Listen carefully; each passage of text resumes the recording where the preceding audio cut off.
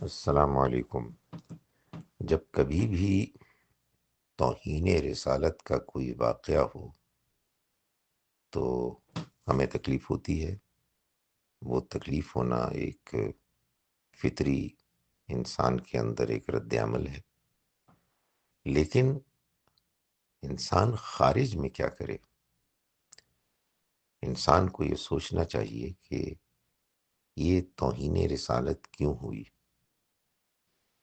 کیا اس کی وجہ یہ ہے کہ وہ لوگ کہ جو ایسا کر رہے ہیں وہ ہمارے دشمن ہیں اور وہ ہر صحیح بات کو غلط کہتے ہیں اور اس کی انسلٹ کرتے ہیں؟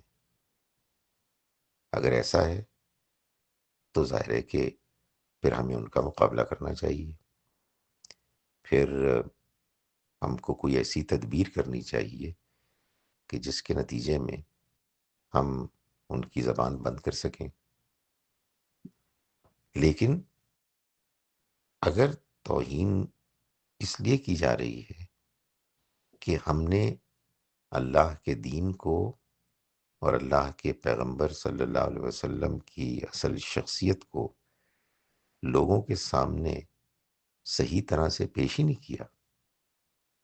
اور یہ توہین اس لیے کی جا رہی ہے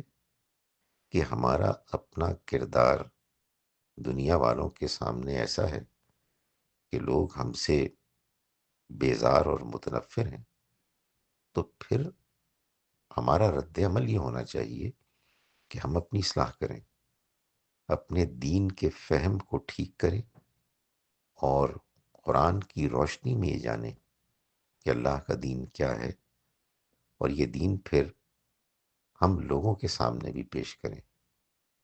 اپنوں کے سامنے، مسلمانوں کے سامنے بھی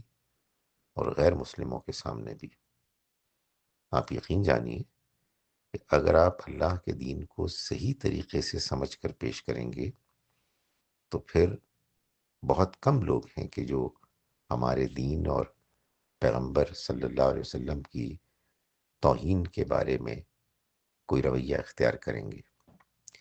لیکن جب ہم یہ اصرار کریں گے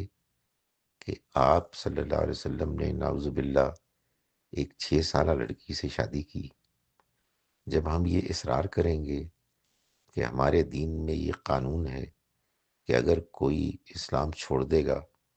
تو اس کو قتل کر دیا جائے گا، اور اس طرح کی نہ جانے کتنی باتیں ہیں کہ جو ہمارے دین کے بارے میں مشہور ہیں، لوگ بہت یہ کہتے ہیں کہ ہمارے دین کا ہم سے یہ تقاضا ہے کہ ہم سارے دنیا کے انسانوں کے ساتھ لڑیں جب تک کہ ہمارا دین پوری دنیا میں غالب نہ ہو جائے۔ ظاہر ہے یہ باتیں سن کر تو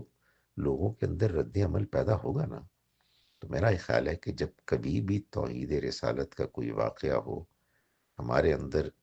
یہ جذبہ پیدا ہونا چاہیے کہ ہم اللہ کے دین کو خود بھی صحیح طرح سے سمجھیں